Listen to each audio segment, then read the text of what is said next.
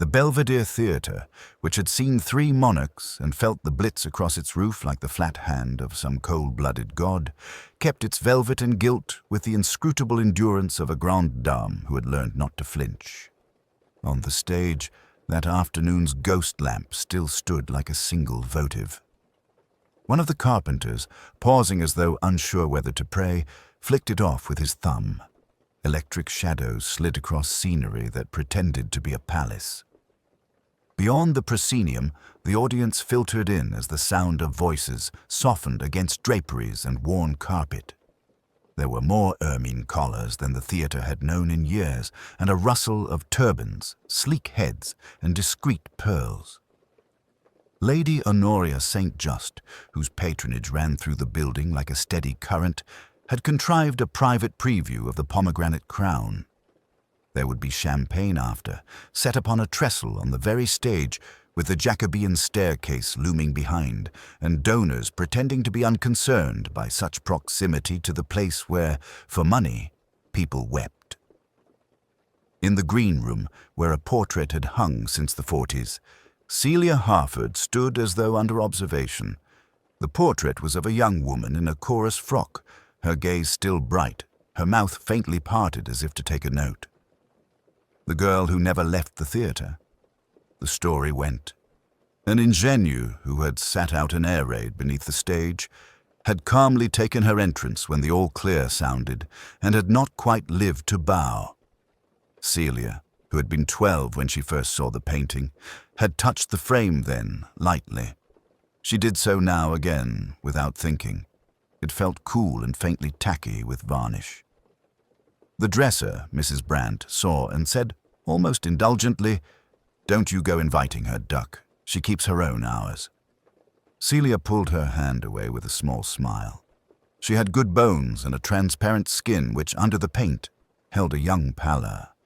The paint was finer than the eyes of the first Rose would perceive, and had been put on with Mrs. Brandt's maternal attention. In the corner of the mirror, a tulip-shaped card was wedged.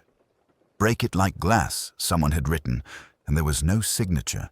The handwriting was elegant and unremarkable. "Half hour, please," called Miss Clegg, the stage manager, at the door. Her voice was dry and seasoned, neither friendly nor not. "Half hour to beginners."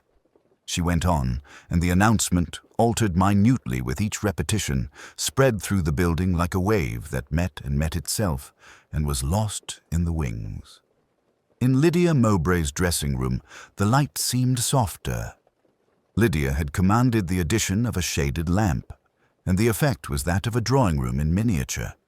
On her table, beneath powder jars and cold cream, lay a small, neat letter in a typeface of delicate severity.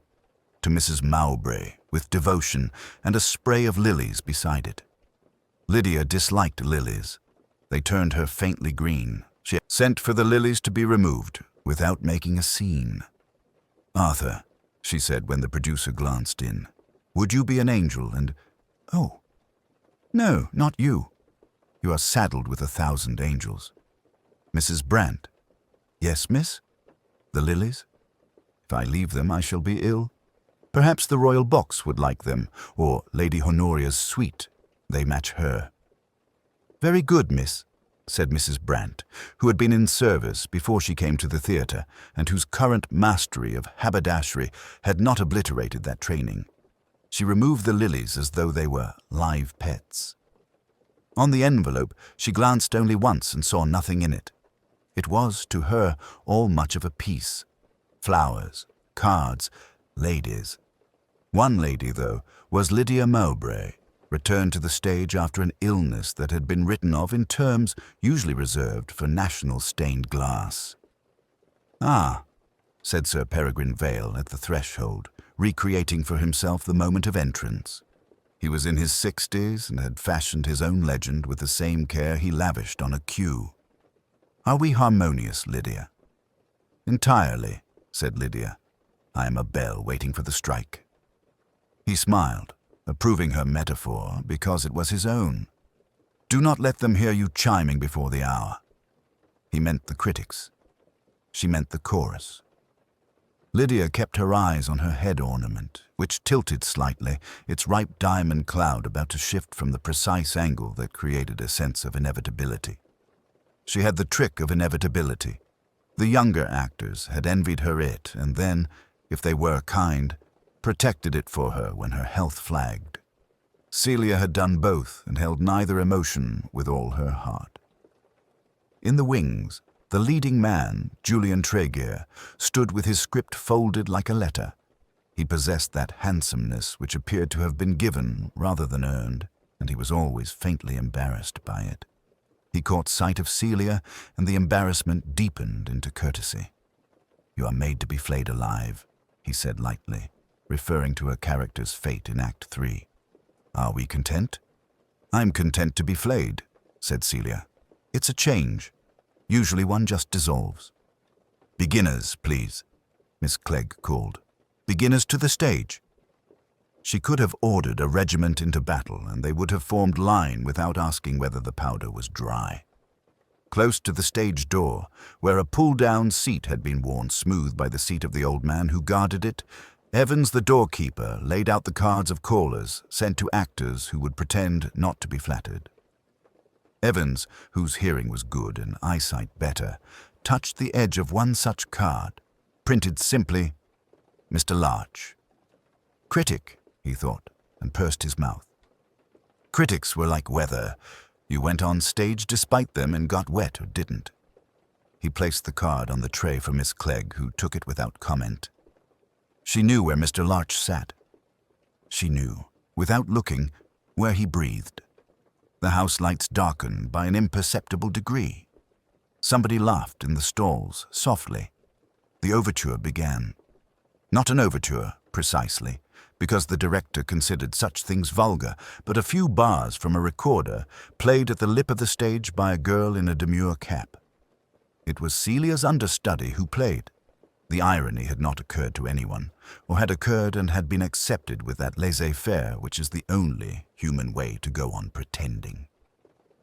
Lady Honoria St. Just leaned forward in the royal box. Her profile had been carved long ago and had not been altered by kindness. Beside her, a young man with an air of being harmless and a shirt cuff too elaborately embroidered glanced at the program. "Roland," said Lady Honoria, without looking at him, "if you plan to yawn, do it with grace." "I shall swoon," said Roland amiably. "I hear it is Jacobean." "It is refined," said Lady Honoria, "and that is not the same." Sir Peregrine did not look out.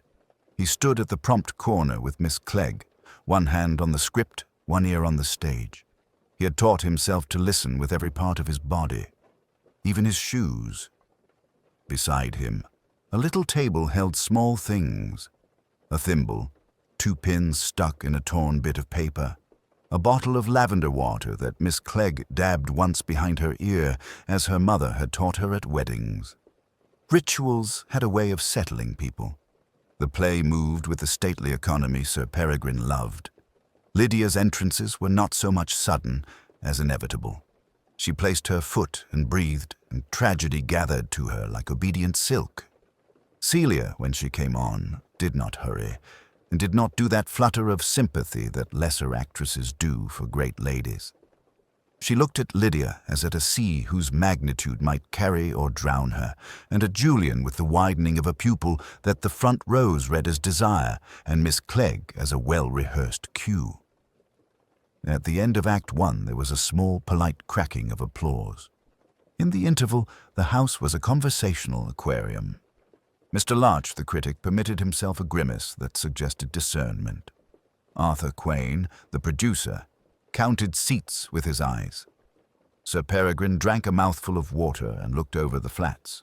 He found a nail that had not been driven well and pushed it in with his thumb, absurdly content.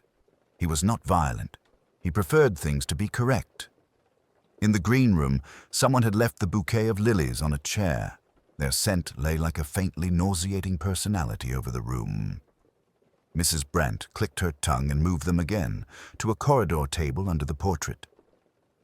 "There you are, my girl," she said to the painted one. "You keep everything that no one finds a home for."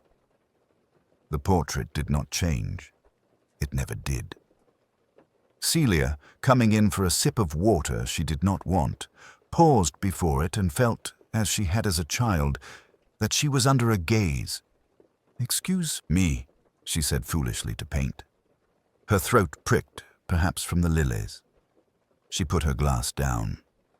"Somebody sent a note to Miss Harford," Miss Clegg's assistant said, noticing the tulip-shaped card by Celia's mirror.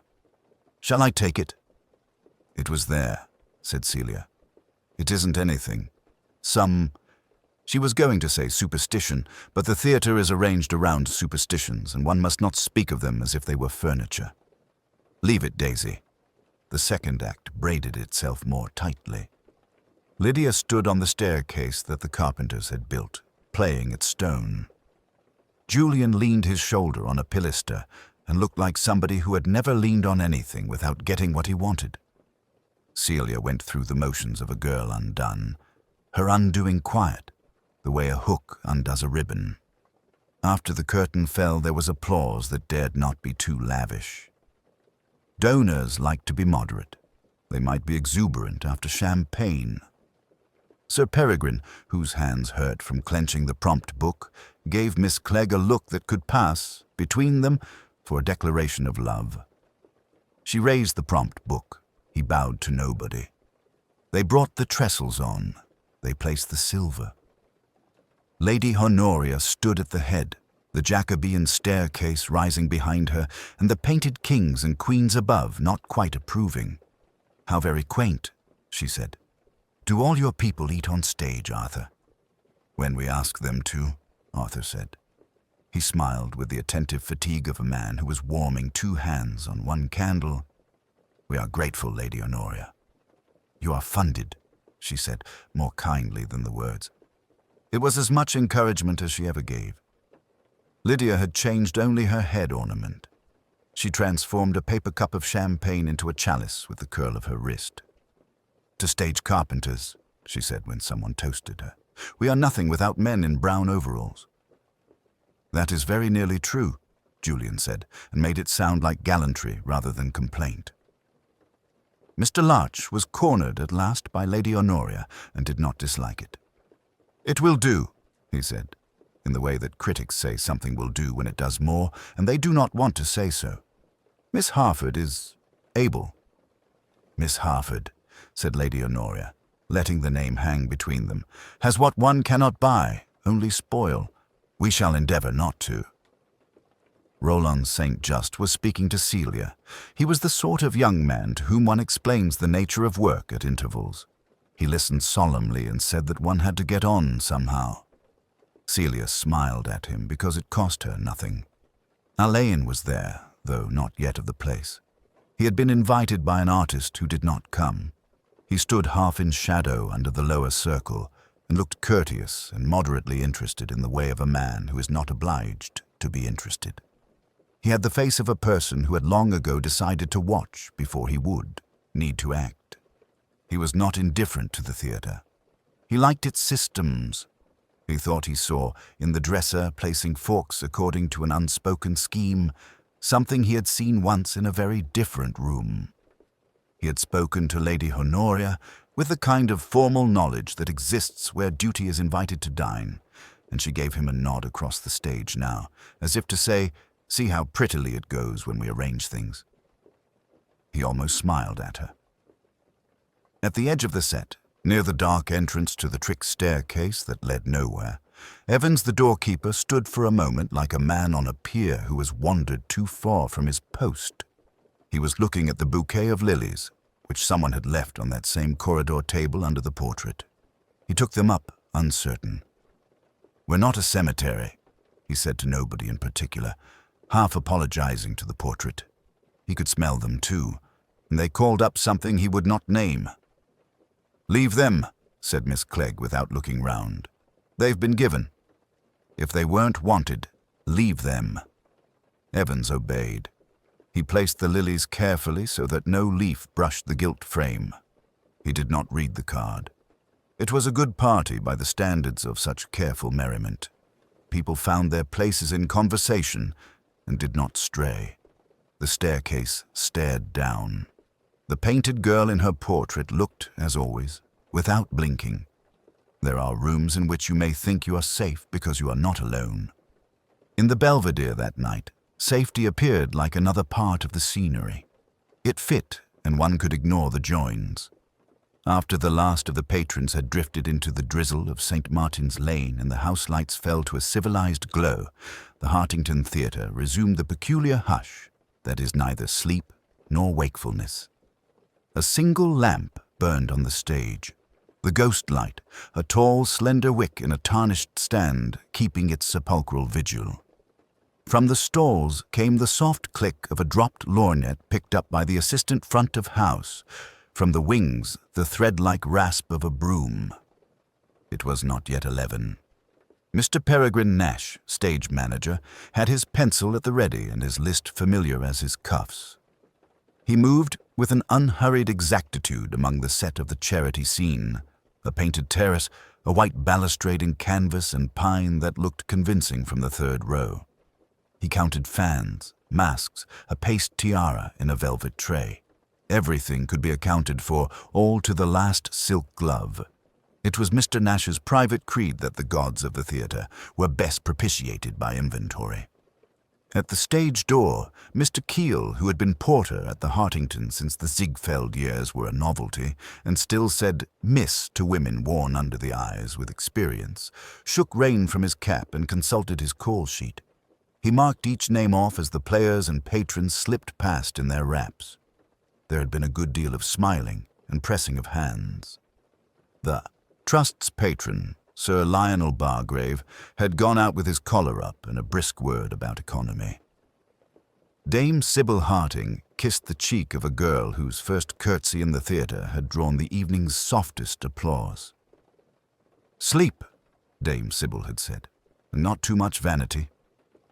The girl had not come back for her cloak. Keel frowned at the pegboard. The cloak, a pale thing with a narrow fur collar, hung on a hook labelled in a neat hand, Cressida Vale. She had, he recollected, passed him earlier with her eyes wide and inward, as if she carried an invisible bouquet. The young are like that in theatres, he thought. They believe the walls will speak to them if they stand still long enough. He consulted Maisie of wardrobe. Miss Vale not gone, then? Maisie, who was young enough to find tragedy quaint in prospect but not in practice, hesitated. "She always goes round to number 2 to thank Miss Archer. It's a ritual with the new girls." They both listened. There was only the sigh of the rain outside and the faintly electrical hum of the ghost light. "Best look in," said Keel, in the tone of a man who would rather not be the one to turn a handle. Number 2 was a narrow room with a long mirror circled in globes like a tiara, now unlit. The ghost light's reflection hovered in it like a small candle kept in a cupboard. Cressida Vale sat at the dressing table on the little Chanel-covered stool. Her hands lay together, lightly, like a figuration in an old photograph. One glove had been half drawn and abandoned at the wrist. The tilt of her head suggested listening. Her eyes were closed. Miss Vale? Maisie took a step and then another, as if approaching a tame thing that might startle. A small atomizer lay on its side by the cold teacup. The faint, powdery sweetness of Parma violets was everywhere, and under it, barely there at all, a clean metallic whisper that did not belong in any dressing room. The tea had a crescent of lipstick on its rim. In the open compact, a single pearl drop earring had made an oval in the powder and lay there, small and decorous as a tear. Maisie put her fingers to the girl's wrist. Her own hand had the conscientious roughness of laundress's soap. She looked up at Keel with a sudden, terrible obedience and shook her head. Keel, who had seen comedians die, closed the door carefully as if to keep out a draught. Dame Sybil, alerted by the intangible difference in air that a death brings to those who have been long in theatres, came down the passage with the assurance of one who can bear the spectacle. She looked at the girl for a long moment, then drew a grey shawl, her own, over the slight shoulders with the quiet tenderness she refused to explain. "Mr. Keel," she said. "You will be so good as to telephone Sir Lionel. Ask him to come back. We shall require advice." "Police?" Maisie whispered. "Yes," said Dame Sybil, "but the right kind, with tact." Mr. Nash arrived, his list still in his hand, as if it might serve for all enumerations. He did not approach the table. He looked instead at what the room gave out: the earring in the powder, the atomizer with its infinitesimal run of scent, the cloak on its peg in the corridor.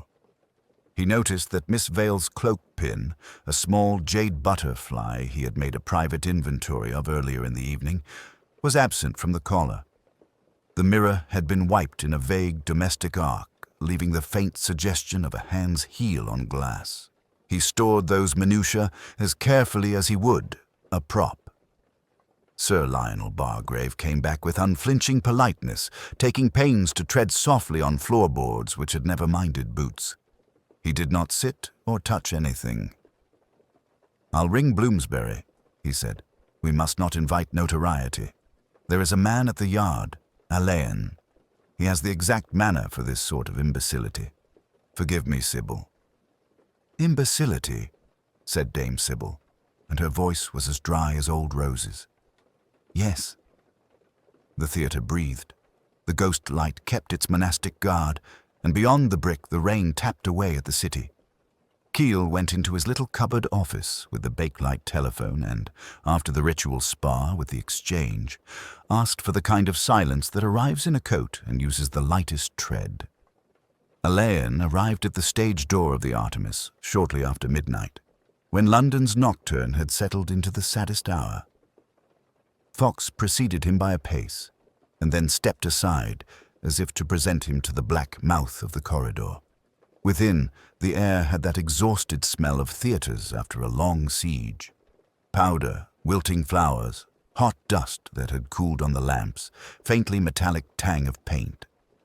A thin draught moved the lists on the call-board so that the names stirred and lay down again. The doorkeeper, a bald man with the patient gravity of a verger, looked up and recognized them in a way that implied he had recognized them before. "Inspector, Mr. Fox," he said. "They're keeping themselves very quiet." Alleyn nodded and did not ask who "they" might be. Quietly, he slipped his gloves into a pocket and went up the narrow corridor towards the dressing rooms. The corridor had been scrubbed at some earlier date to a pallor which no longer held. It had acquired a patina of grease and experience. Its walls were hung with sepia prints of past divinities. All had a familial resemblance to the present. The same eyes shadowed under stage hats, the same half-turned shoulders towards an audience that was no longer there. Outside the door, marked with a gold star, a woman sat on a bentwood chair with her hands folded on her handbag and her eyes fixed on nothing. She had the air of a sensible person who had chosen a single point in space and meant to keep to it. This, Alleyn understood without being told, would be the dresser. She looked at his shoes with respect and at his face not at all. "Mrs. Pettigrew?" he said, and when she nodded, he added, "I'm sorry you should have to wait here."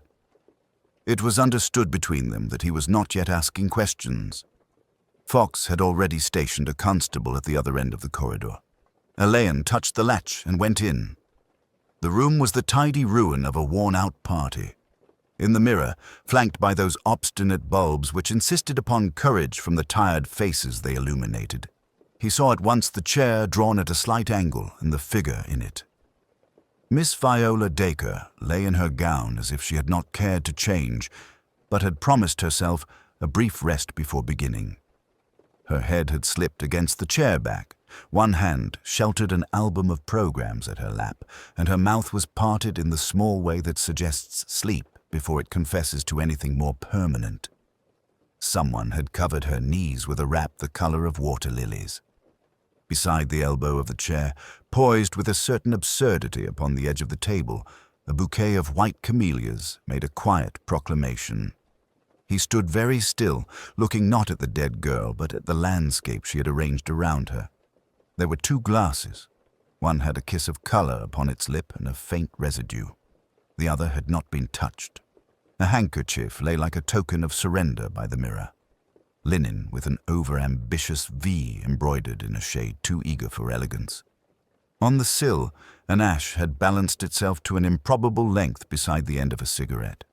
The cigarette, he noticed, had the peculiar slant of a person who had not meant to put it down, but had been distracted into doing so.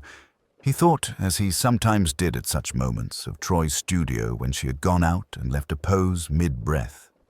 The candor of arranged things, the insolence of stillness. He went nearer and looked at the bouquet's card. It was addressed to Miss Dacre, Courage, and signed with a bold initial that might have been an M or a W, the ink too wet when first pressed to the paper. He did not touch it. Another card lay on the dressing table under a powder box. This one was from Lady Honoria St. Cyprian in a precise, pointed hand. The powder, nearly used, left its ghost upon the rim.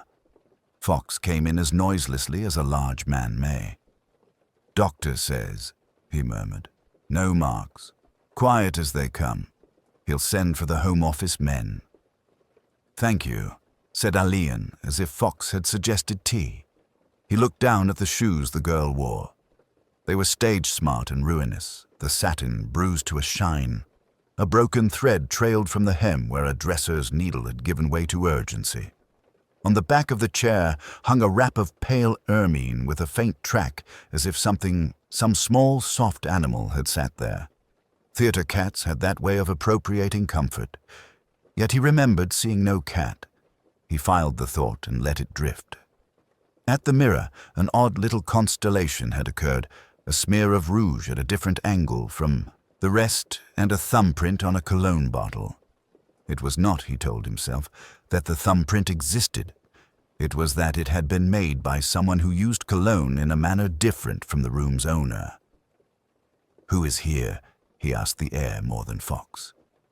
Fox supplied the curt cartography. The director, Mr. Ewart, in the green room, Lady Honoria in the manager's office with a shawl and a headache, Miss Clarissa Vane, very quiet indeed, and the leading man, Mr. Fenner, who had been sick. The understudy, Miss Bentinck, with a friend, the stage manager Rook, the doorkeeper, 2 carpenters, the electrician asleep over his board until called. Alleyn nodded. He went to the door and looked out. "Mrs. Pettigrew," he said gently. "Did Miss Dacre always keep camellias?" "No, sir," the dresser replied. She had a clear voice for a woman of her size. "They're cold flowers." He thanked her and did not ask what she meant. He went back into the room and regarded the camellias. Cold. The words seemed to settle in the place like a draught from under a door. He moved unhurriedly around the small space without touching anything. The little bell beside the mirror, the bell by which the call boy or girl summoned actors to their entrances, hung straight, its string coiled. He thought of a hand that would instinctively turn it crooked after use, simply because human hands are not plumb lines. "When they've taken her," he said to Fox, "we'll ask them all to wait. I should like to walk the stage." Fox inclined his head. The bulbs made their little insistent circle around the mirror. Somewhere beyond the closed door, a suppressed sob tried to breathe and was strangled into decorum. Alleyn stood for a moment longer in the quiet, and then went out into the corridor, where the sepia faces watched him with their old, unreasonable hope. By common consent, the interviews were held in Sir Adrian Galen's office, a sober room with a coal fire that burned as if practicing discretion. The house lights lay dead across the empty auditorium beyond. The stage was a dark island. Alleyn, who had a way of sitting very still while imparting a sense of courtesy, watched the door as Mr. Sims, the manager, ushered in Miss Livia Merrion. She was gloved and veiled in a manner too carefully negligent to be accidental. Her perfume, faint and expensive, hung at the level of thought rather than of air. She sat where he suggested and folded one elegant hand upon the other. "You will find," she said, with an odd little smile at the fire, "that there is very little to tell. The child overreached herself, perhaps. It happens. The child, Miss Merrion. Clara." We all called her child. It softened things. She was 22 and made to be destroyed by the theatre or to gorge on it. One never knows which until the end. She was destroyed? Livia lifted her veil a fraction and regarded him. I speak theatrically, Inspector. I do hope your notes won't prefer melodrama to tact. Brr Fox, said Alleyn mildly, and the large man in the corner, who had been taking down phrases as if they were shells to be stored for weather, looked up with his incurious eye. May we trouble you, Miss Marion, to recall your movements after the rehearsal concluded? The rehearsal concluded as only Mr. Vellacott can conclude it. Under protest from the gods, he sent us all away before he flung himself upon the prompt copy. I went to my room. Maudie, my dresser, unhooked me. I had tea. There was a great deal of silly calling in the corridor. When one is the age I am, one does not run about.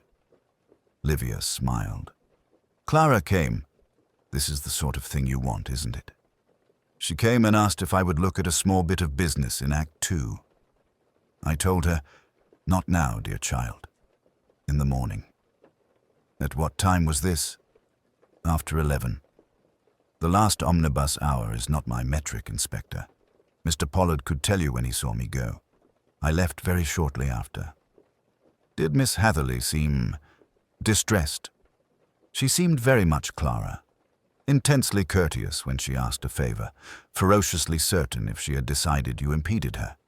She had been given, there has been talk, hasn't there, a little scene in the last act. It was more than she could carry. It takes years to learn how to stand still and fracture an audience with silence. Silence can be instructive, said Alleyn. Can it? Livia's glance was opaque. What a useful life you must lead. When she had gone, leaving the faintest rustle of silk and the sense that what she had not said was more consequential than what she had, Mr. Felix Vellacott arrived like a stroke of graphite, lean, correct, and sharpened. He dismissed the chair with a hand and stood at the mantelpiece like a figure placed there for proportion. Your people, he said, clasping his long fingers, have been scrupulous. I dislike noise. It deranges the sense of the room. We aim, said Alleyn, to avoid derangement. He waited. Vellacott adopted a tone for bad amateurs and policemen. She was found in the green room, that vulgar satin chair. I suppose it is appropriate. She had a gift for simile.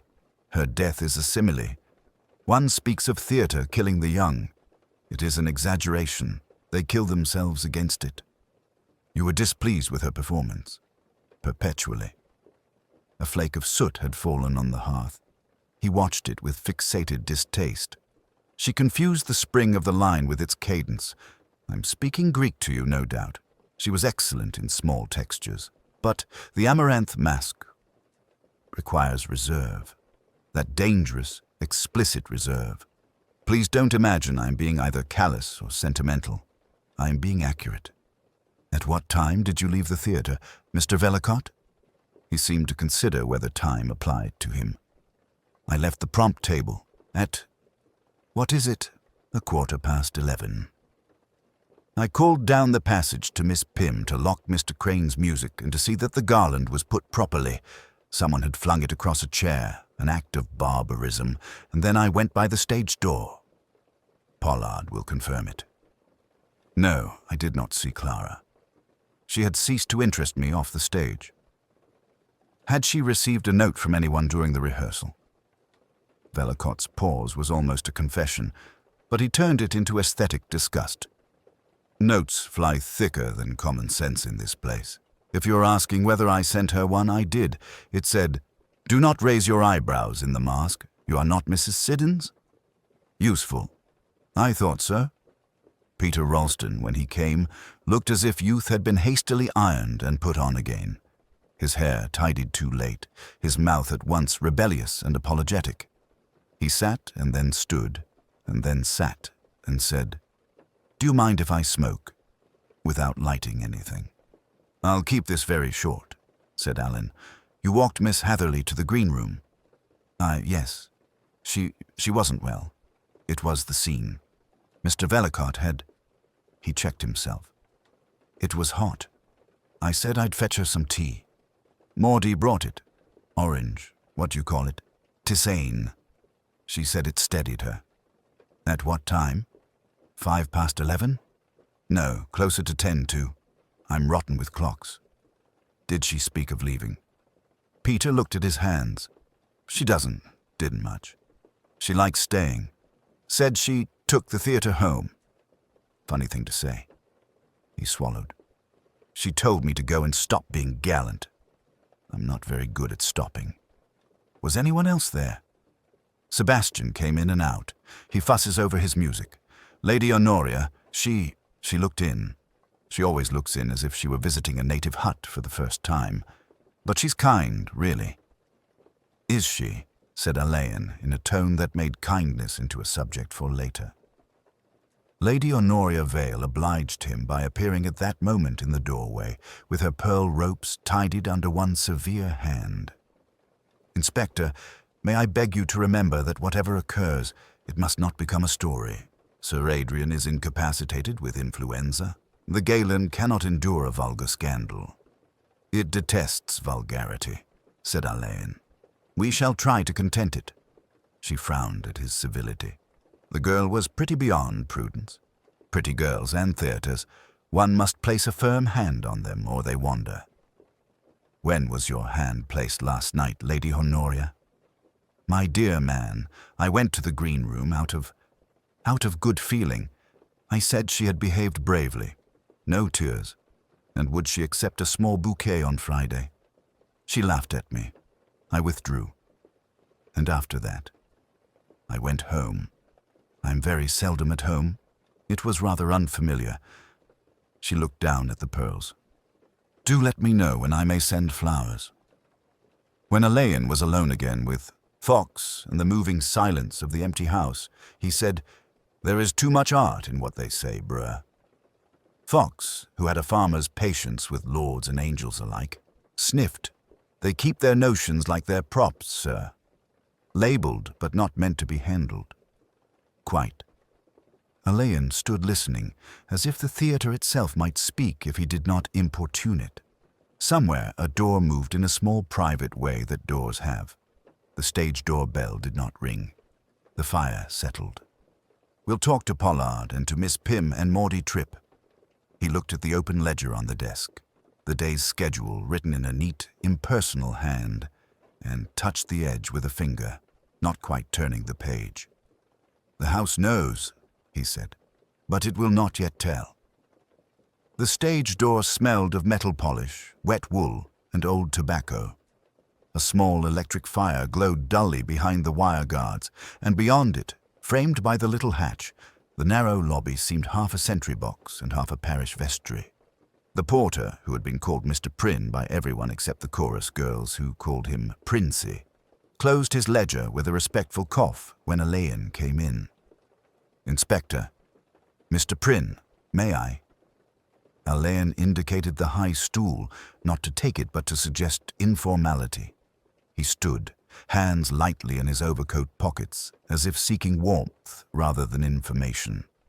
The porter, lulled by that courtesy, nevertheless arranged his face to show no more knowledge than befitted a faithful retainer. You keep excellent hours, Alleyn observed, glancing at the brass-bound clock above the hatch. Always 7 minutes slow, is it not? It has that way, sir. The company sets their watches by it, which is to say, no one is late and everyone is. Mr. Prynne permitted himself a ghostly smile. But it's constant. Constancy is underrated, said Alleyn. Your kettle. At the porter's apologetic noise, the kettle was produced and persuaded to a low boil. Alleyn noted the blue-patterned cup, the saucer lacking a segment, the little regiment of envelopes under a paper weight. He took the ledger when it was offered, turned its thick leaves. They sign in and out. He traced with a fingertip a column of names in a thin, feminine hand, then the sudden gaps where someone had been admitted without recording it. Prynne, observing that hand, grew very still. Not all of 'em, he said. The principals don't hold with being kept to rule, and the gentlemen, they sometimes come and go by the alley to the car. We're worn with being useful, sir. Of course, Lydia Sayers signed herself in this afternoon at 5:15. I don't see a signature for her departure. No, sir, said Prynne, and the kettle fussed over its lip. She didn't go. At his own words, the man's mouth shut as if he had revealed a secret larger than a fact. He poured with care. Sugar? Thank, you. 1. Alleyn waited until Prynne, shamed by politeness, set down the spoon. She didn't go, and yet she was found later on the stage. You saw nothing unusual. Mr. Prynne's eyes lifted for an instant to the hatch's narrow rectangle of grey street. Sir, I am here to see everything and to see nothing. Yes, said Alleyn gently. So you are. He paused. The flowers? Sir? The bunches delivered nightly. The white roses. Who puts them in the vase on the call table? The call boy, if he remembers.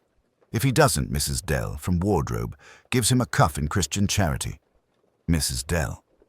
A good woman, said Prynne, visibly steadying. She's mothered half the stage and put the fear of God into the other half.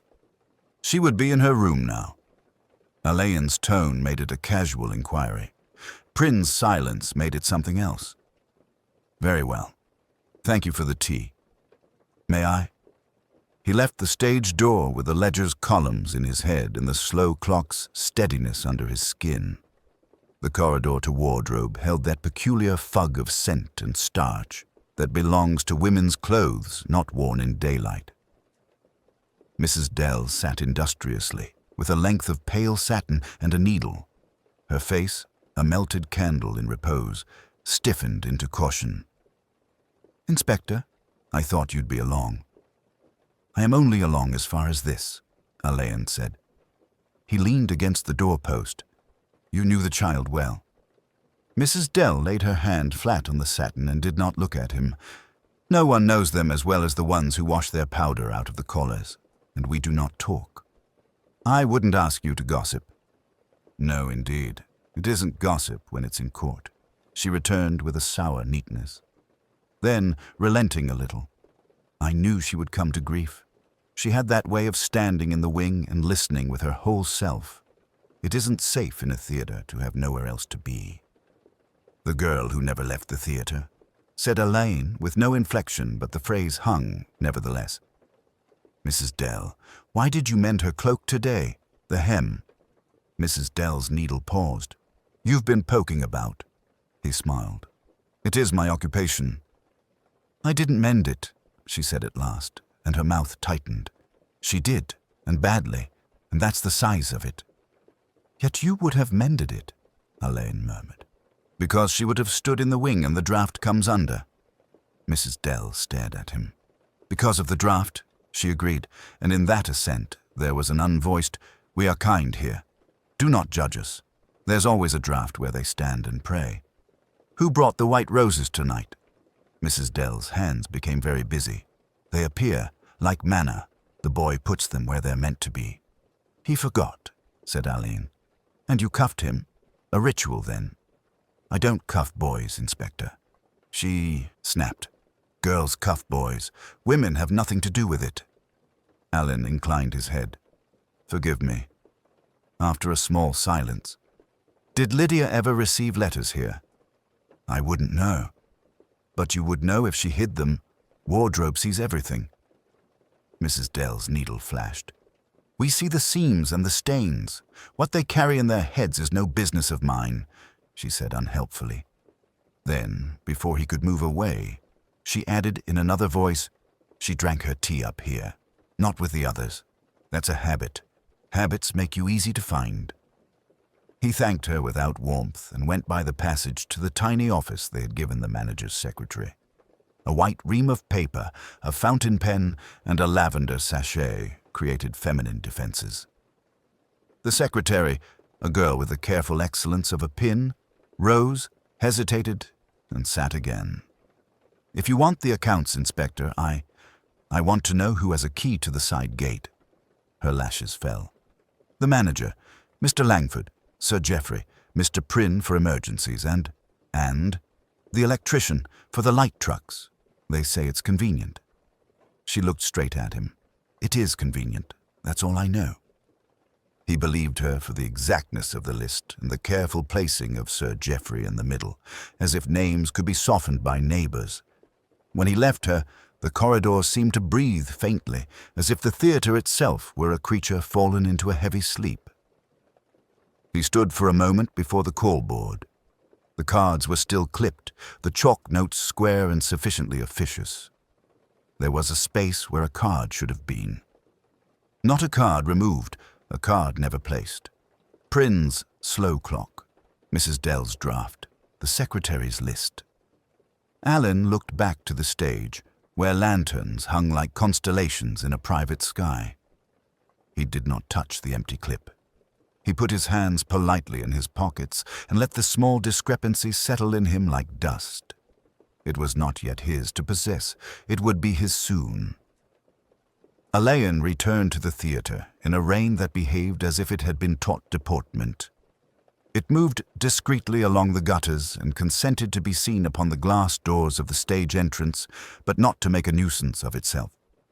Inside, the vestibule smelt faintly of gas, dust, and flowers that had been too long the recipients of overheated praise. Fox, who had preceded him by a few moments, stood with the stage doorkeeper, Mr. Blount, in attitude suggestive of a prayer book frontispiece. Blount's iron-grey eyebrows made a little roof over eyes that were neither dull nor communicative. "Miss Dacre's room is as we left it, sir," Fox murmured. "Miss Plumley says she's not let a thing be touched except as you directed." "Kind of her," Alleyn said. "Mr. Blount, good morning. You and your book of calls are old friends by now." Blount's mouth twitched. "It's a tidy book, sir." "It is a model of rectitude," Alleyn said. "We must be careful we don't tempt it to romance." They went together along the corridor where the lamps were still burning, small lemon moons in the grey dimness. Miss Plumley, method made flesh, awaited them at the door of the tiny dressing-room, a cell gilded by electricity into the semblance of opulence. She had a pad and pencil, and the demeanour of a conscientious nun. "I do hope you'll find it as we left it, Inspector," she breathed. "I took the liberty of drawing over the muslin in case of dust."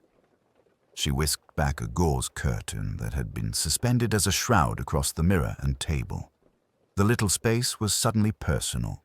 The bulbs round the glass, the scattered luminous confettis of powder on the glazed top, the water in the small jug with a film-like breath upon it, and the faint sweetness of orris and that other smell, bitter, rank, and instantaneous as memory, woke in Alleyn that slight recoil which accompanies the recollection of a dead hand on the living sleeve. He stood with his hat in his fingers, considering. Miss Dacre's table held its small regiment. From left to right, a shallow green dish of hairpins, the powder box, a tin of rouge, a hand mirror with a chip in the silvering, the blue glass bottle, and a tray with a cup and saucer. A bouquet card lay propped against the base of the mirror. Behind it, pinned into the wooden surround with a coloured-headed tack, a call slip, Beginners, Act 2. Miss Plumley hovered. "We never could teach her to put the pins back in the dish," she murmured. "Always across the rim like a little fence. Mrs. Prowse, her dresser, says it's a habit from repertory days. Not that Mrs. Prowse is... she's upset." "Yes," said Alleyn. "She is, and you are, and I am. Shall we look quietly, then?" He moved the hand mirror with 2 fingers, leaving its white shadow in the powder. There was the small blue glass bottle, frosted with use. Its silver cap was tightened in the brisk, emphatic way of someone who always turned too much. He lifted it to his nose and put it down. "Miss Plumley," Alleyn said, "you are precise. Do you remember how Mrs. Prowse sets out this table?"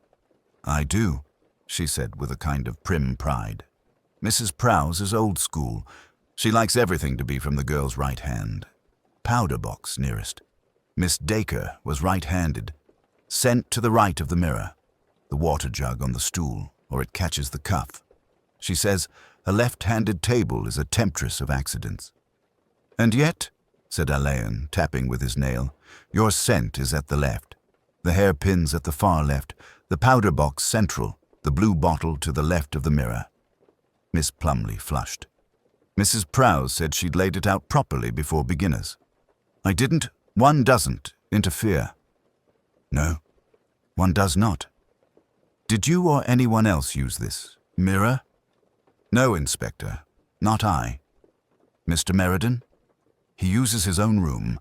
Mr. Lanyard would never allow—" She shut herself. "No." Alleyn smiled at her and transferred his attention to the call slip. It was affixed with a green-headed tack. He remembered, suddenly and with childish clarity, his first backstage wanderings years ago.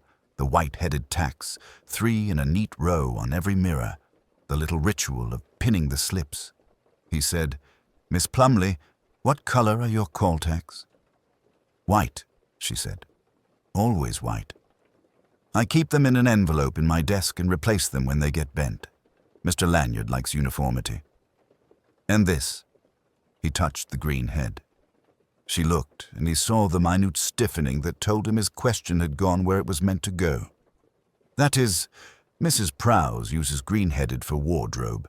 She says the men won't put their coats on the wrong pegs if there's a bit of color to guide them. She keeps them in her box." Fox, from the doorway, said, "Mrs. Prowse told me she hadn't pinned no call, sir.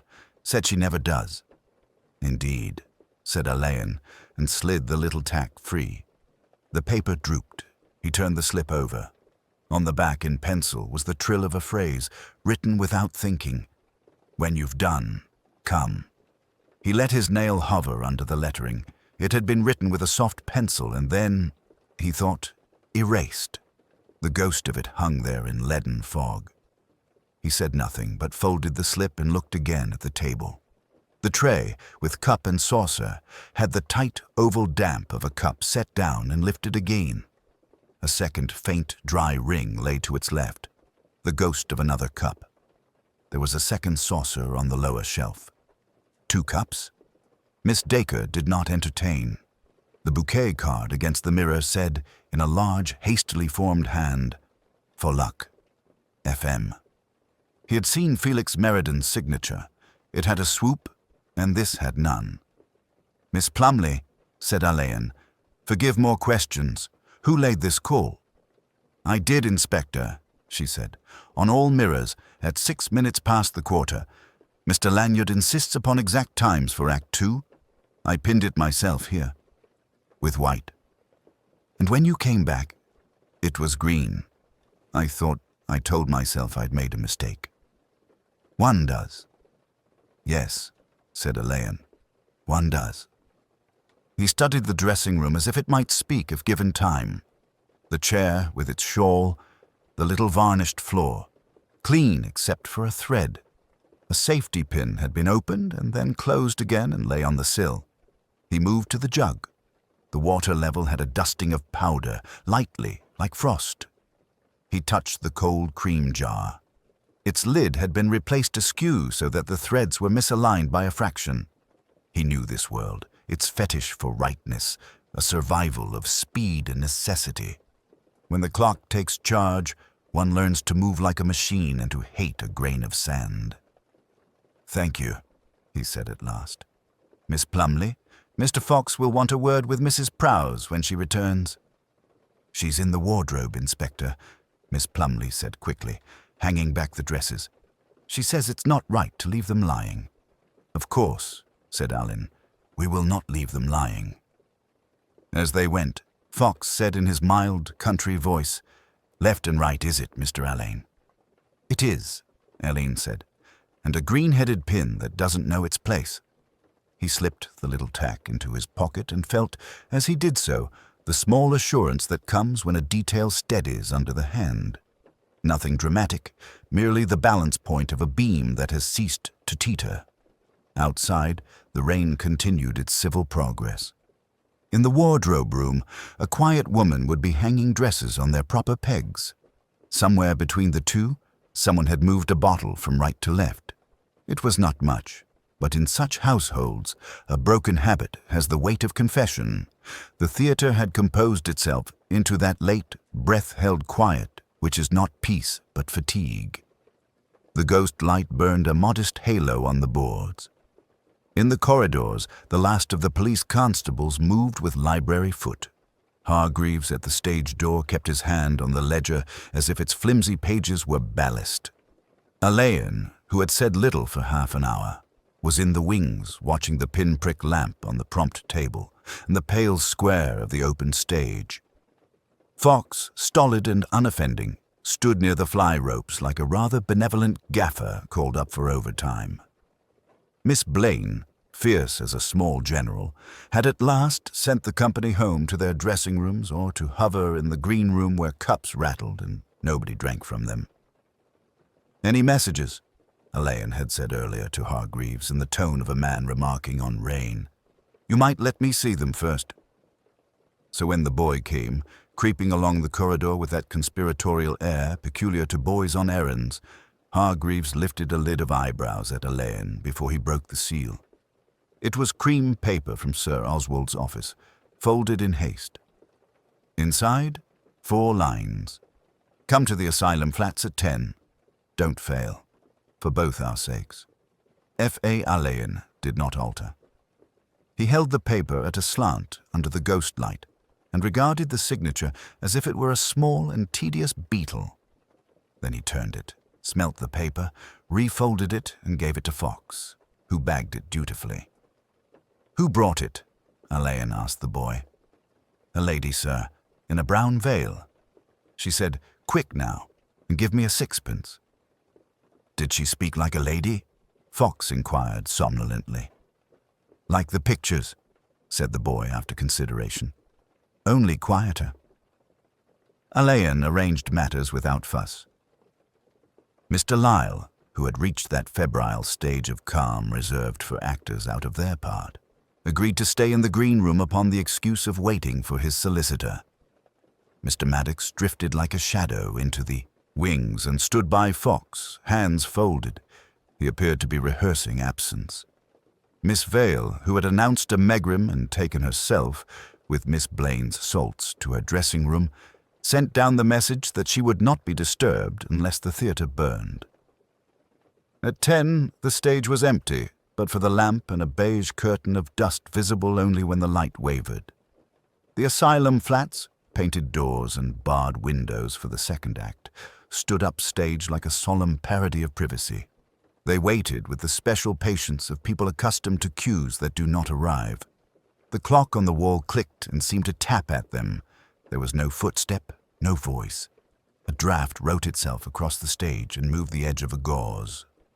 It was not until Miss Blaine, returning to her station with her pencil and that prompt book which was her catechism, gave a small, strangled sound that anything stirred. "Sir?" she said to Alleyn, and one saw that she had not the least intention of making a fuss. "Sir, the book is gone." Fox moved with the careful alacrity of a large dog. Alleyn laid 2 fingers on the prompt table and looked at the square of dust where the book had lain. He said, "Who last had it?" "I. Only I," said Miss Blaine. "After the police looked. I put it down here where I always do.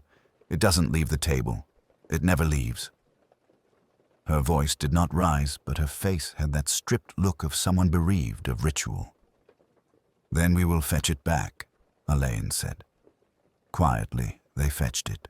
It lay in the property cupboard behind a basket of artificial violets and the basket behind a stack of pasteboard swords. The cupboard smelled of glue and dead bouquets. The book opened obediently at the second act. A page was gone, the page on which Miss Blaine's neat hand had written the entrance cue before the letter scene. "Somebody thought we should do without a cue," murmured Alleyn. He touched with a dry finger the petal caught like a casualty between the pages. A violet. He remembered, unhelpfully, the damp ghost of violet scent near Miss Armitage's little case. He did not say so. Miss Vale appeared then, pale at the edges and impeccable in the middle, like a lily pasted into a herbarium. "I heard a movement," she said. "Is it finished?" She saw the prompt book and Miss Blaine's rigid back. "My dear, don't be tragic. A page is nothing. We are all pages to be turned and occasionally torn." She addressed Alleyn with a small nod. "Inspector." "Ma'am," said Alleyn. Mr. Maddox sat down unexpectedly on a hamper and put his head in his hands. Not a collapse, only a deflation, as of air let out quietly. Fox, with a tact that would have astonished a casual acquaintance, looked away. "There's another bit," Hargreaves said from the door, as if offering a modest encore. "The ledger, Miss Armitage's name. Somebody's put it in again, signed out, just now while I was up here." Alleyn went to the stage door. The ink was newer than the names above, a bright wetness still tacky when he tilted the book. The hand made a valiant effort at girlishness and failed in the same place where the letter had failed. The tail of the EI shortened as if in fear of a flourish. "Who approached?" he asked. "No one I know, sir. It were when I fetched the laddie with the note. The door's in sight of the box. If they slipped, they slipped." Hargreaves was ashamed of the lapse. "We shall contrive not to be affronted," Alleyn said. He looked again at the empty space on the prompt table and at the patient, shining ghost light. The theatre had tightened itself like a person who has been spoken to intimately by a stranger. He felt, rather than thought, that something had been asked and something refused. He was content, for the moment, to let the dust settle on that sense. By noon, the theatre had the air of a drawing-room abandoned after a very late party. The chairs set straight, the glasses spirited away, and something indefinable still present, breathing softly in the hang of curtains and the dim scent of dust warmed by old footlights. They had left the ghost lamp burning. Alleyn stood just beyond the proscenium and listened to London insinuate itself down the narrow street and under the stage door. It came as a sort of whisper, like a confidant who would be discreetly surprised if he were suddenly addressed.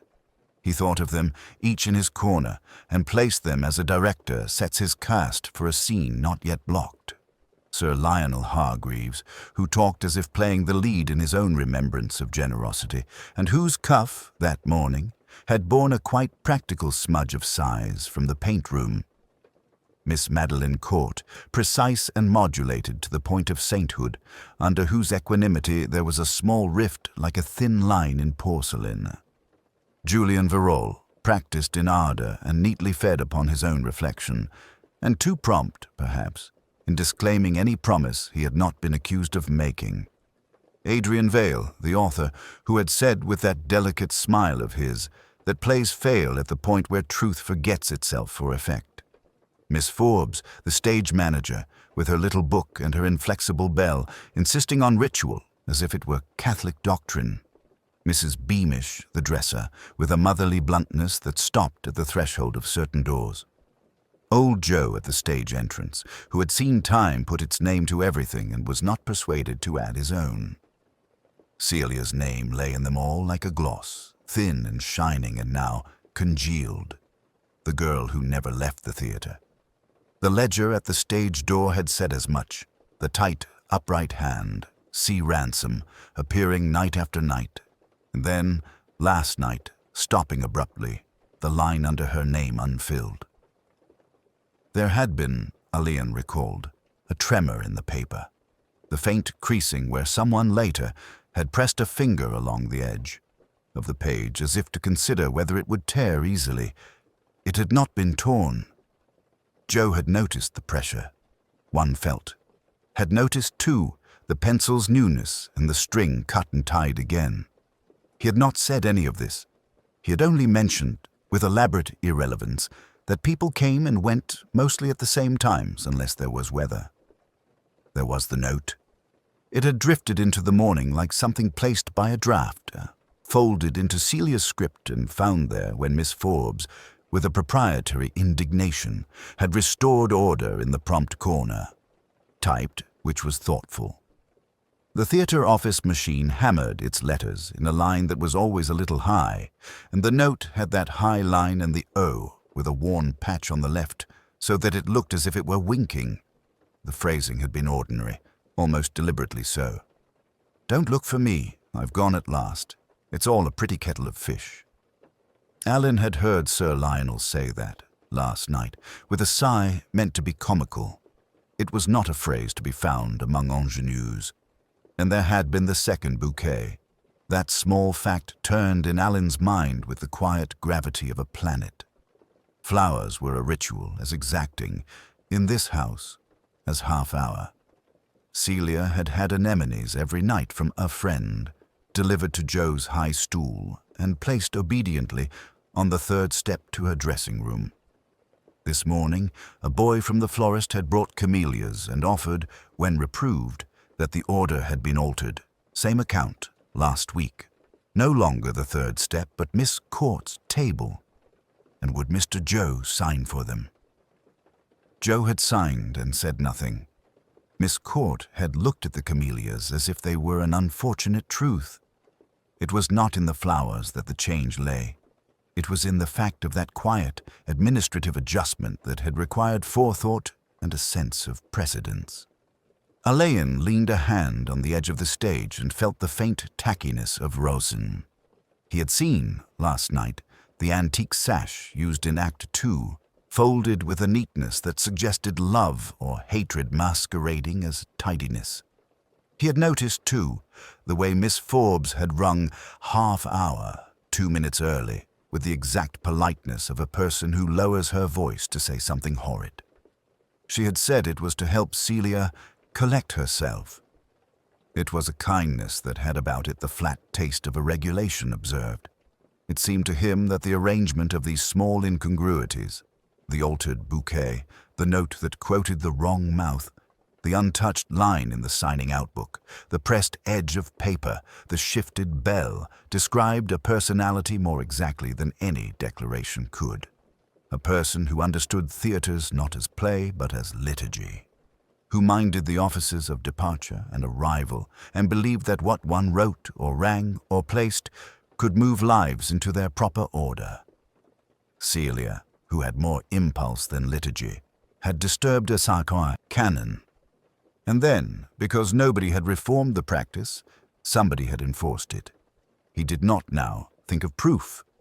He thought of hands, the hand that altered a standing order, the hand that typed without the slight hesitation of a learner, the hand that pressed instead of tearing, the hand that tied a string on a pencil as if to keep it from straying.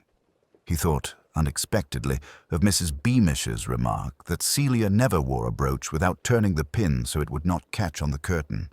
He thought of a word Miss Court had used, tidy, and of Joe's laugh, which had no mirth in it, when he had said, "It was wet last night. Wet brings them in early." He drew in his breath and let it go as the audience lets a breath go at the end of an aria. Somewhere in the house, a door closed. He imagined, without quite deciding to act upon it, asking Miss Forbes to run the calls this evening precisely as if there were a performance. To set the bell and lights, to place the props, to lay out the flowers, to let these people perform their ritual while he watched the small failure or the too perfect success by which character betrays itself. And before that, he would ask Mrs. Beamish to tell him not what she felt, but what she put back in Celia's drawer and why she shut it so carefully. It was not yet time to disturb them with the whole of his thinking. He went to the foot of the stairs where the anemones had usually rested on the third step and looked up into the dim well of the dressing rooms. Dust turned slowly in the slope of daylight like thoughts that had at last, after fluttering, consented to settle. The theatre, exhausted by its own history, had settled into the plotless hush of after hours. The ghost light burned on the apron, a pale exclamation that made the gilded boxes look like elderly cheeks under powder. Alleyn had asked for no dramatic summoning. They came in 2s and 3s to the front of the stalls, sitting with the unease of people who know their profiles are still on display though the audience has gone home. He stood by the rail, as if he were another sort of stage manager, and spoke so quietly that the velvet absorbed his voice before it could be echoed. "I should like," he said, "to go over an unimportant matter. Rituals are trifles to the world and entire universes to the person who keeps them. Miss..." He named the dead girl, and the name went among them like a draught one pretends not to feel. Had her own. We've traced them. The wrap hung on the back of the dressing chair. The bouquet in the blue jar, not the green, left of the mirror. The throat spray placed by the comb and not by the rouge. The little 2 lines she whispered before she went on. All these things are, I think, as familiar to you as your own habits. The leading man shifted and smiled phlegmatically, as one smiles at sentimentality one has outlived. The dresser twisted her hands in her apron as if she were wringing soft water from it. The patroness looked directly at Alleyn with a steadiness that suggested a sense of trusteeship and a dislike of fuss. And, Alleyn went on, there was an addition, a note received that called her to the side door, between her last scene and the curtain. It was a forgery, of course, a kind one would hope, an attempt at a practical joke that was not practical. But then we do not, perhaps, hope that. No one spoke. He was not waiting for speech. Forgers have their little trademarks, he said lightly. One of them is vanity. They like their script to look better than it is. The italic nib is an enemy of secrecy. It leaves a flourish more eloquent than its words, and if, by mischance, the writer is accustomed to rest his pen just there, he traced with a finger an invisible spot above his middle knuckle. The faint stain appears obligingly. He did not glance at hands. He had glanced enough earlier. I've troubled you only to ask you to think. You will be good enough to leave the stage as it was given to you, no last tidyings. He smiled. We shall clear away the theatre in the morning. They went out with that half-stately drift of the well-bred who know that haste is vulgar even when it is desired. Alleyn watched the line break into couples and solos, into those who must talk and those who must not. He said something in an undertone to Fox, and the big man, looking more like a benign usher than a policeman, took up a position by the aisle. Miss Cartwright, Alleyn said, very courteous, when the patroness's secretary would have passed him. A moment, if you please. She was a spare, comely woman of 30 or thereabouts, with careful hair and the proper anonymity of a person who carries another's day. She made a small pause and came back with a composed face. You were on duty last night? I was, Inspector. At the house or in the theatre? In Dame Sybil's box, she said, and added, she's nervous about cues. And your desk at the house, left as it always is? Of course. The blotter, too? He smiled as if apologizing for an absurdity. It's only that your blotter has a very faint crescent on it, a smear, not of ink, of the glycerine and lemon solution actors are addicted to. It transfers beautifully from fingers to pen. One can tell lemon by its capricious way with paper. Her calm did not crack. It faltered, which is a lot more interesting. I expect, she said, someone put their hand there. At midnight, perhaps, when your duties would have taken you elsewhere. There is a small matter also of the envelope. Dame Sybil's crest is pressed with an older die in the house stationery. The letter carried the newer one. A secretary would know that. A stranger might not. And the doorkeeper mentions your scarf, Miss Cartwright. He remembers it because it is an unusual blue. She looked past him at the cone of ghost light. If this is to be an accusation, Inspector, you will spare me the theatrical dressing. I'm not fond of it, Alleyn said mildly. I am fonder of precision. There is a difference between writing a note and intending a death. There is more difference still between intending a death and arranging the detail that permits it. We are speaking for the moment of notes and of routines. You know better than most what routine means in a household, she said, and it was almost cross. I do. And in this place, he murmured, glancing up at the rope loft with its sleeping flights. The ritual was hers. The throat spray, for instance. She would never have left it on the right-hand side unless hurried. She was not hurried. She was pleased. We know she was pleased because she said the lines twice. Miss Cartwright's eyes flickered. You're very sure of a great many little things. They're all I have. He let the silence take up residence between them. "Did you write the note yourself, Miss Cartwright? Or for someone else? I should like you to answer that last part with care." Her mouth opened and closed. Behind her, in the stalls, Fox cleared his throat in his solemn way and said to no one, "We'll turn out the lamps presently." "If you have decided," she began. "I've decided to give you the evening," Alleyn said, "and to ask you one courtesy in return. Please don't leave the theatre." "Not yet." She looked at him then with something that was not fear. It was a kind of troubled loyalty. "No," she said, "I don't suppose I shall." Alleyn, watching her go, became aware of the faintest scent, citrus and a cheap violet. It was not hers. It belonged to the dressing rooms and to the girl who never left them. He stood very still until it became only a memory, and then went to join Fox. "We are very near it," Fox murmured. "Yes," said Alleyn, "near enough that one must be careful of bruising it." He glanced up once more at the pale island of light. "Keep an eye on the stage door, Brer Fox. I think our murderer is as much afraid of daylight as of handcuffs." They had gathered, by tacit agreement, in Dame Octavia's office, a long room with a writing table that looked older than anyone present, and a window upon the dimmed stage where the ghost light stood like a single note held breathlessly. The house beyond was dark and respectful. It felt, Alleyn thought, as though the theatre paused to hear its own name spoken. Dame Octavia sat behind her desk with a shawl over her shoulders, and her rings drawing pale sparks from the shaded lamp. The director stood at the hearth, composed, his profile engraved against the marble. The leading man had taken the chair nearest the door as if to keep a clear way out, and the dresser, hands primly folded, eyes lowered, occupied the smallest chair with the air of a person who will neither be asked nor answer, and knows the pity of it. Alleyn remained a little apart, one elbow on the window ledge. He did not look at them at first, but at the stage where, under the thin pillar of light, the mark lay chalked, a circle neatly drawn for a girl who would never again take it. "It is a small world," he said in his gentle way, "a self-contained one.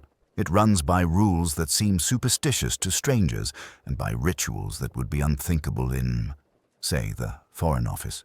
It is precisely for that reason that its smallest deviations are as clear as a cracked note." He turned.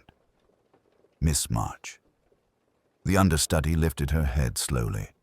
She had come when sent for, very quiet, neat as a figure drawn with a sharpened pencil. The eyes were steady and deeply tired. "Yes, Inspector." "You have been admirable," said Alleyn. "You have uncomplainingly moved between chorus and lead, learned 2 scores of cues not your own, fetched and carried, and made yourself, in the phrase of your profession, useful. It is this usefulness that betrayed you." A very slight movement passed through the room, as of breath withheld. Dame Octavia's rings chimed softly on the desk. "You forged the note to her," said Alleyn, "in a hand you knew she would read with a quicker pulse than any stage direction. You asked Mrs. Pike for hot water, on some plausible excuse we need not repeat, and when she went, you took the atomizer from the dressing table. You refilled it." Celia March folded one hand over the other. "What else?" Alleyn's voice did not alter. "You left the card on the white bouquet. It had no name. You knew that a nameless card, in that handwriting, would feel like a secret. You knotted the ribbon in the way the wardrobe mistress taught you. A backstage knot, dear Miss March, not the florist's. You forgot that someone who is not of the theatre would tie it differently." The director at the hearth made an inarticulate sound and then set his teeth upon it. Alleyn went on. "The atomizer was always her final ritual before the last entrance. It soothed the nerves and reminded her that she was cared for. She would never have used another. Indeed, no one who is in the habit uses another. The odor was changed, faintly, but those who use things daily seldom smell their own weather." Mrs. Pike, when she returned, noticed that the bottle stood an inch to the left of its mark.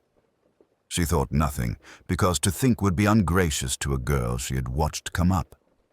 She did not tell me at once. She is loyal.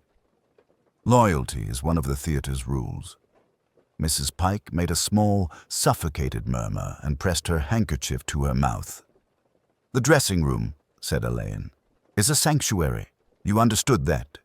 You could go there without question. You understood also that a forged summons would bring her alone to the stage, and that, having been told, that is to say, asked, not to speak of it, she would not. You understood how silence works here." Celia looked past Alleyn to the ghost light. "I understood too much," she said after a long pause. "Or not at all." Dame Octavia leaned forward, her shawl slipping. "Child," she said very low. "No, I'm not a child," Celia replied with a queer steadiness. "I thought she would leave. She had said, always half in laughter, that she would go where the money is, or the cameras. She would have left before the run.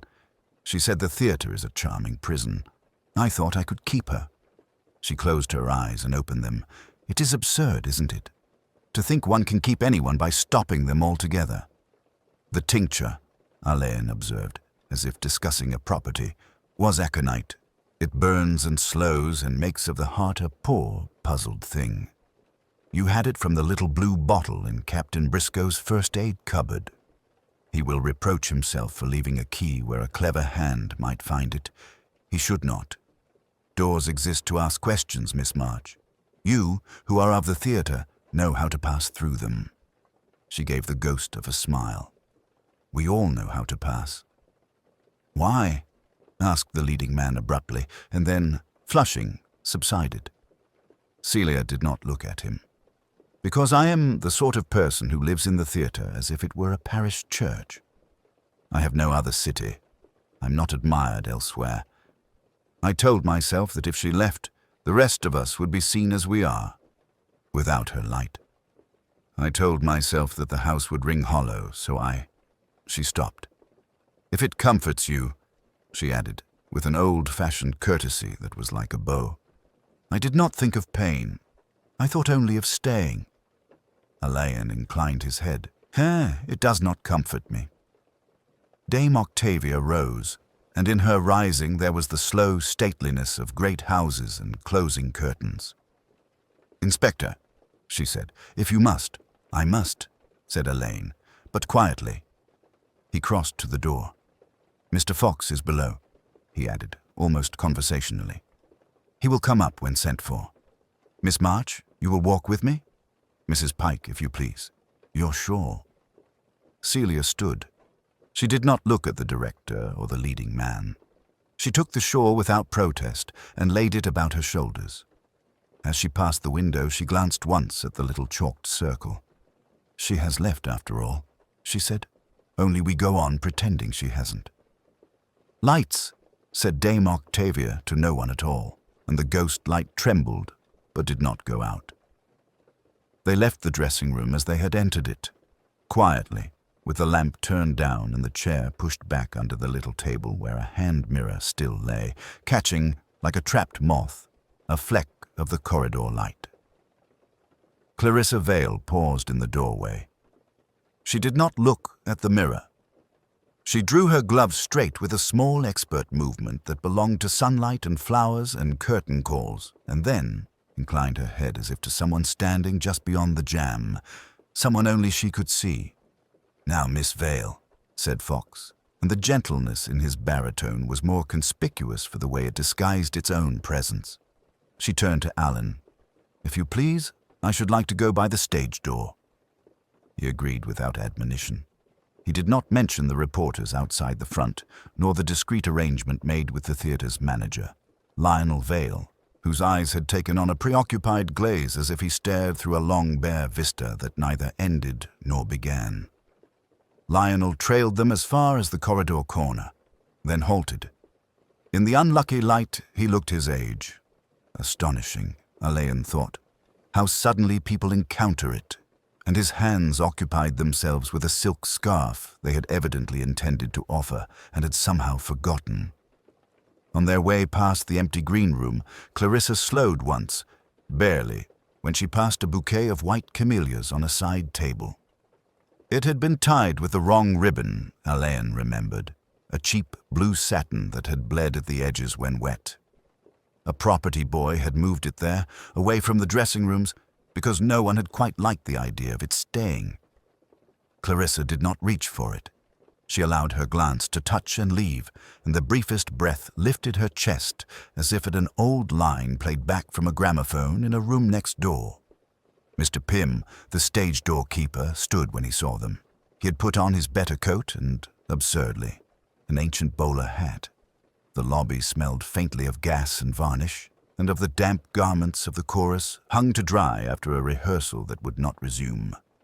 He touched the brim. "Evening, Miss Vale," he said, habit kinder than correctness. He cleared his throat and addressed himself to Alleyn. "Cars at the side alley, sir. There's a man from the messenger by the front. I told him there was nothing to see." He looked at Clarissa. "I said it just like that, miss." "Thank you, Pym," she said. "You have always been very good at knowing what to say." He seemed on the point of answering that he had not always known, and that it had been his failing, his silence on another night, about another bouquet, that had brought them here. But he closed his mouth again, and his forefinger and thumb travelled down the edge of his ledger, making a neatness of it. They stepped into a mild rain that made rainbows at the mouths of gutters. The theatre's stone flank loomed like a ship at anchor. Alleyn offered Clarissa the umbrella, and she took it, holding it with a dancer's economy. Fox went ahead to open the car. No one spoke. The alley's puddles reflected the door's yellow rectangle, jumping when a drop found them. At the car, Clarissa stopped. "Inspector," she said, "may I leave a note for my husband?" "Not," she corrected herself. "For Lionel." "If you wish," Alleyn said. "I will see that he has it." She looked at his face and gave the shadow of a smile. "You are very particular, Mr. Alleyn." "It seems to me we must be here." He produced the small notebook he carried for witnesses who could not trust themselves with loose sheets. She wrote, very quickly, very legibly, folded the page and returned the book without comment. When she moved, the light found that severe, beautiful cheekbone of hers and turned it into a statement, of will perhaps, or of the end of it. "Shall we?" she said. Fox, considerate to a fault, did not offer his hand as she entered the car. He shut the door with that paradoxical delicacy heavy men sometimes command. Lionel had followed them after all. He stood by the stage door, hands in the pockets of his dinner jacket, which did not seem, in the alley, to be dressed for the same event as his face. He came forward no more than 2 paces. Clarissa did not start, and she did not look away. "Clary," he said. She inclined her head. "Lionel." Mr. Pym, in a transport of misplaced ceremoniousness, took off the bowler. The rain found the crown of his head. He did not appear to notice. Alleyn gave Fox a small sign and the car moved off. The umbrella, forgotten, lay against the step. Lionel stooped for it and straightened, holding the thing like a prop returned too late to be of use. "Get yourself under," Mr. Pym said to nobody, to all of them, and drew the bowler back on. When he had shut the stage door, he stood with his back against it and watched the empty alley. Inside, Alleyn returned along the corridor. He paused in the green room beside the camellias. He put out a finger and lifted the end of the ribbon. Blue stained his glove. There would be the formalities now, the chemist's report, the tidy charts. They would attach numbers to the nameless things, the restlessness, the long rivalry, the fear of being eclipsed by a girl who could not be got out of a theatre because the theatre had got into her first. In the dimness, steps approached. Miss Finch, the dresser, looked questioningly past him toward the stage door. "She's gone," she whispered. "Yes," Alleyn said. Miss Finch pressed her lips together and nodded. "She'll keep quiet," she said unexpectedly. She always did when it mattered. There was no reason to argue with it. Alleyn left her there and went on to the little office where papers waited. The theatre, relieved of its audience, made its small noises. The building settling, a far-off tap of a loose shutter, the comfortable sigh of old curtains. In a while, he would write his statement. He would send for his hat. He would, very likely, think about the way a human creature can be educated by applause into a kind of deprivation that looks like plenty. But not yet. Not quite yet. They gathered on the darkened stage as if called for an unscheduled curtain call. The leading lady with her fur still draped and her unflinching gaze. Sir Felix with his soldier's stoop. Miss Briggs, hands folded so tightly her knuckles showed white. The callboy hovering in the wings like a frightened sparrow. In the center, where the floorboards were burnished by years of bows, Alleyn stood with Fox at one shoulder and Mr. Beamish at the other, the doorkeeper smelling faintly of paraffin and peppermint. Alleyn's voice traveled evenly into the velvet dark. We shall be brief. The laboratory confirms what we feared. Miss Harford died after taking a pastille laced with prussic acid.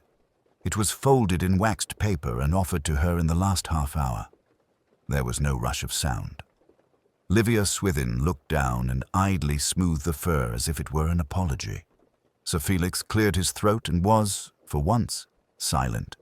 It was Basil Kerr who made the movement everyone else avoided, a single step into the light. You were always going to make this theatrical, he said. You couldn't resist setting it on the stage. Alleyn regarded him with faint surprise, as if they had met in a library. You set it here, Mr. Kerr. I only followed your direction. Fox opened his notebook, but Alleyn's hand, an almost unseen gesture, asked for patience. He continued, still courteous, as if concealing their embarrassment from them. Miss Briggs tells me Miss Harford had a little ritual before she went on. Nerves troubled her, so someone, kindly one might have thought, gave her a violet pastille, always with the same confidence. She called it her cue. Miss Briggs shut her eyes with a small, audible breath. I never said it, she whispered. I never said as much. But you saw.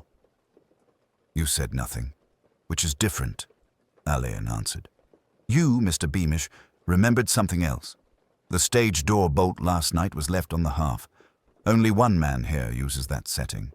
You told me so, very reluctantly, because you don't think ill of gentlemen. Beamish's grey moustache stirred. I've kept that door for 22 years, sir. One must know one's people. Indeed. And we have the chalk on the call board. The marks were made after Miss Harford had already failed to answer. Tommy says he did not call her at quarter. Yet the cue was there in a left-hand slant and a large floating loop. You, Mr. Kerr, write like that when you do your sketches of placements. There is ink under your nail where the chalk rubbed. Kerr smiled, a narrow movement. You've rehearsed me rather well. Not rehearsed, not even directed. Observed.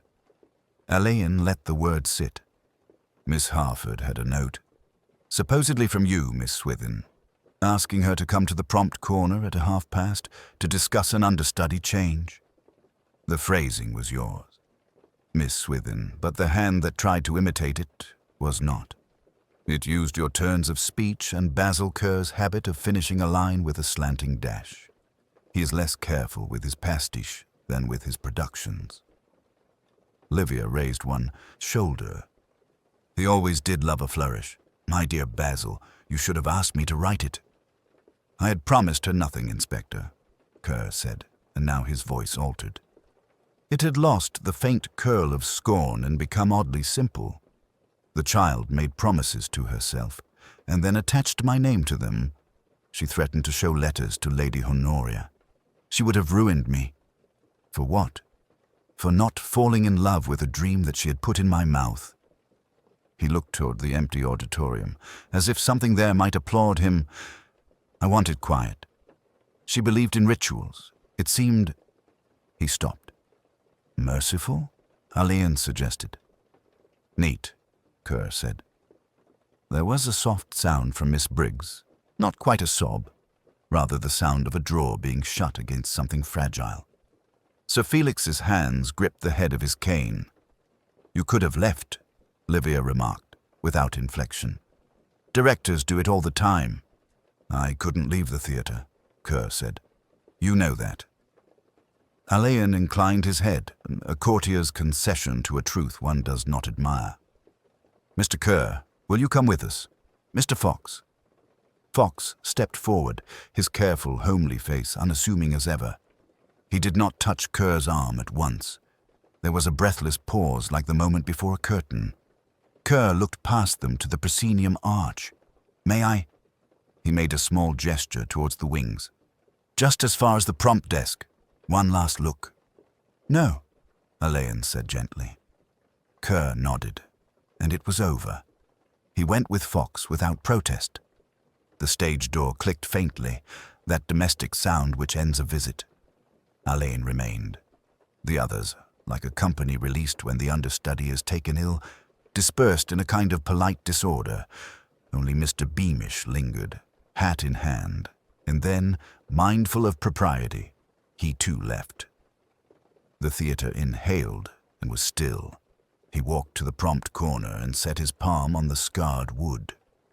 Here, Evie Harford had waited for cues with the earnestness of youth and its small superstitions. The chalk lay where Kerr had dropped it, faintly blue against the black floor. He touched it with one finger and then brushed the dust away. On the call board, the loops and slants remained, absurdly confident in their announcement of order. Alleyn considered them as one contemplates a portrait hung skew. The trick is to see what is wrong and, seeing it, not tear the wall down. Fox came back, unbuttoned and pink from the weather. "He's in the car, sir. Quiet as the grave, if you'll pardon." Alleyn nodded. He wanted neatness. "We'll give him accuracy." "Poor little thing," Fox said after a moment. "She did love the shop." "Yes," said Alleyn. The house was empty, but the faint scent of powder and dust and hot lamp metal still hung like a recent thought. There are people, Fox, for whom the theatre is not a place but a climate. When they step out of it, they catch their deaths.